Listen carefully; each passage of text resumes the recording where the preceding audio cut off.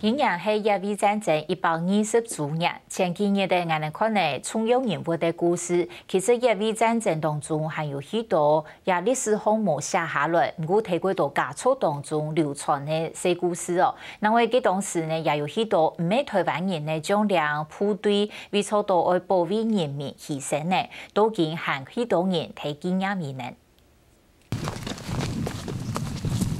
真正做家重點嘅腳步來到頭條款嘅中國祖墳，對佢來講，特別拜祖公其實都係緬懷家族嘅一枚抗日史。嗰時阿公佢做軍屬嘛，嚇，佢就嗰個小小同後生嗰度同到空下去嘅人，阿湯阿爸講嗰時嘅名嘅就很多阿嬌嘅、阿汪嘅、阿財、阿凡嘅，就冇乜個真實嘅名嘅，就天天去打。中國筆下選係宣傳敬奉老情孝三項嘅祖公。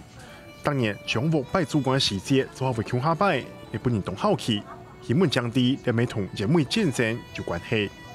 到時很有才，佢就偷偷嘅抗起來。佢天然佢走成頭在呢度親戚呢度，把呢個佢認識嘅呢度夾嘅朋友，向下去本人戰士嘅士官拿落來進落，全部標落嚟，大概就寫一隻對聯講，一隻祭文寫落嚟，當佢講以後人哋中國嘅子孫啊，世世代代去拜佢呢度抗日嘅志士，因為佢哋後來都當後生也冇生人。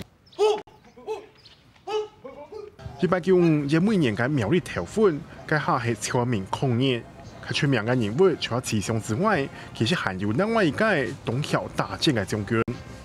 那我想問一下，你知道這邊是在拜什麼嗎？啊，這邊啊，這是在萬善里啊，梁孔里。